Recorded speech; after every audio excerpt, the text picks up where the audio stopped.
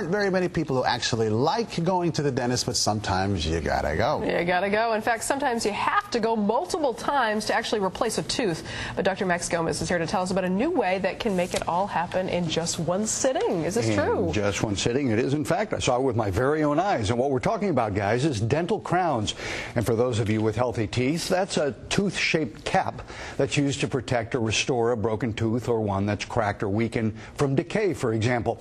Now, that used to take several visits to the dentist. Now a combination of digital photography and computer-aided manufacturing makes it possible to get crowns while you wait.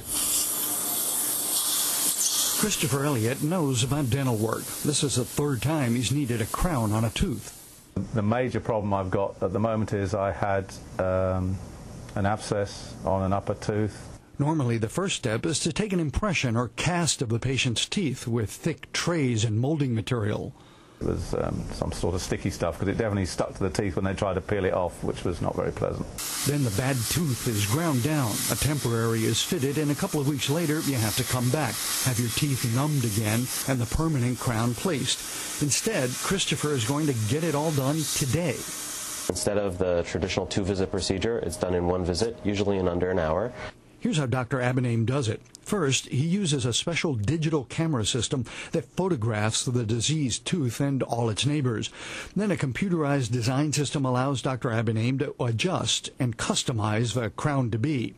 Now the really neat part, a milling machine takes a solid block of ceramic and uses those precise computer-generated measurements to grind a near-perfect crown, all while Christopher watches his new tooth being made. In addition to speed, the new system assures a high-quality restoration, which doesn't always happen when crowns are sent to be made in offshore labs.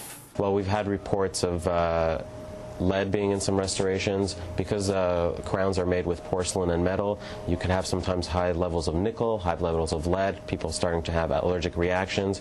15 minutes later, Christopher is back in the chair. Dr. Abenaim does a little polishing to adjust the crown for a perfect fit, a little high-tech glue, and Christopher has a new crown, a little over an hour from start to finish. Excellent. Very quick. Don't have to come back in 2 weeks' time or 3 weeks' time and get the actual fitting. So he's all done. Now, even though the computerized system costs over $100,000, the cost to the patient is exactly the same as a standard crown procedure because it involves fewer appointments and no lab costs.